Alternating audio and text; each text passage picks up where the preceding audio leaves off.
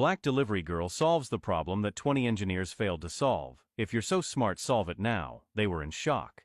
If you're as smart as you think you are, then fix it now, yelled Robert Thompson, TechVision's chief technology officer, pointing to the red screens flashing throughout the control center. The system had crashed completely 4 hours ago, paralyzing operations for dozens of client companies. Maya Jackson, only 26 years old, was there just to deliver the lunch Robert had ordered through the app. Her thermal backpack was still slung over her shoulder when she dared to comment on the error code she saw on the main screen, a comment that made all the engineers stop working and look at her as if she had spoken in an alien language. "Sorry, but that error is caused by a cache memory conflict," she said simply as she placed the order on the table. "You tried to reboot the primary server without clearing the pending transaction buffer." The silence that followed was deafening. 23 engineers from top universities, some with six-figure salaries, were confronted by a black food delivery girl who had identified in seconds what they had been unable to solve in hours. "Very funny," Robert laughed sarcastically, his voice dripping with condescension. "I bet you didn't even finish high school. How about you go back to your deliveries and leave the real work to those who understand it?" The other engineers chuckled, some shaking their heads in disdain. Stephen Clark, the senior engineer, crossed his arms and said, "Girl, this isn't like fixing a broken microwave. This is an infrastructure system that moves millions of dollars." Maya stood motionless, her brown eyes maintaining a calmness that contrasted sharply with the chaos around her. There was something in that look, an almost dangerous serenity that suggested she knew something they didn't. "All right," she replied in a soft voice. "Please," adjusting the strap of her backpack. "But when you find out that I'm right and the system is back up and running in exactly 3 minutes after you follow my suggestion, remember this moment." Robert let out a loud, exaggerated laugh. 3 minutes, honey. That system has been down for 4 hours. We have a team of 23 experts trying to fix it. You really think a food delivery girl is going to teach us something?" Maya smiled slightly, a smile that didn't reach her eyes but carried a weight that made some of those present feel inexplicably uncomfortable. It was as if she was keeping a secret too powerful to be revealed before the time was right. If this story of prejudice and underestimation touched your heart, don't forget to subscribe to the channel to find out how a simple lunch delivery would become the catalyst for a revolution that no one would ever forget. Robert Thompson couldn't get that moment out of his head. 4 days had passed since the black delivery woman had dared to correct him in front of his entire team, and worst of all, she was right. The system had returned to normal exactly 3 minutes after they followed her suggestion. But Robert wasn't the kind of man who would allow himself to be humiliated by someone he considered inferior. With a degree from Stanford, 18 years of experience in technology, and a salary of $240,000 a year, he simply couldn't accept that a simple food delivery girl knew something he didn't. "I got her name," said Stephen Clark, entering Robert's office with a mischievous smile. "Maya Jackson, 26 years old, works for 4 different delivery apps, lives on the west side of town, and here's the interesting part." Stephen paused dramatically. "She dropped out of college in her 3rd year of a computer science degree." Robert raised his eyebrows, interested. "Dropped out? Why?"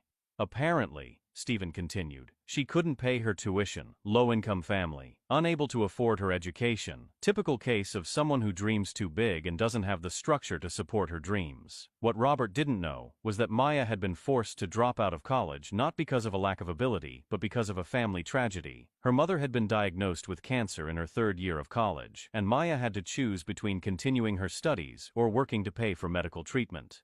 The choice was obvious. For 3 years, she worked 4 different jobs during the day and studied programming on her own during the early hours of the morning. Her desk was a cardboard box in the room she shared with her mother, and her computer lab was a used laptop she had bought with borrowed money.